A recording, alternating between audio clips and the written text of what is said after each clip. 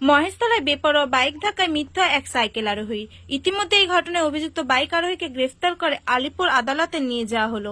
দক্ষিণ 24 পরগনা জেলায় মহেশতলা বজবজ ট্যাঙ্ক রোডের পথ দুর্ঘটনায় মৃত্যু এক সাইকেল আরোহীর। সাইকেলে ধাক্কা মারে বেপরোয়া বাইক। ধাক্কা দেওয়ার পরে থামেনি বাইকের গতি। তড়িঘড়ি খবর পেয়ে ঘটনাস্থলে এসে পৌঁছায় মহেশতলা থানার পুলিশ।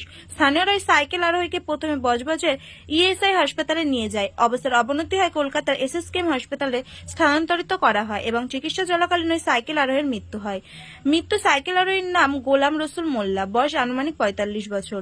মৃত ব্যক্তি মহেশতলা পৌরসভার 25 নম্বর ওয়ার্ড নিশ্চিন্তপুর মোল্লাপাড়ার বাসিন্দা। পুলিশ অস্বাভাবিক মৃত্যু ও হামলা রুজু করে বাইক আরোহীদের আটক করেছে। Bureau report, HR news 24।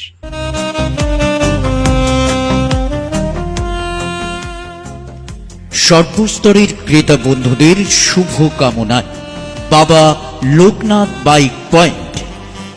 আমাদের এখানে যে কোনো কোম্পানির বাইক ক্রয় এবং বিক্রয় করা হয়। অবশ্যই মনে রাখবেন, ফাইন্যান্সের সুব্যবস্থা আছে। প্রোপাইটার দিবাকর দেবনাথ ওরফে বাপি। Mobile number 9002195367।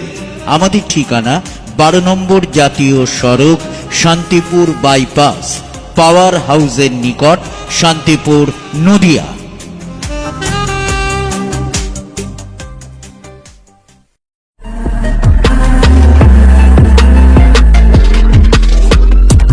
নমস্কার, আপনারা দেখছেন এইচআর নিউজ 24, সত্যের লক্ষ্যে মানুষের পাশে।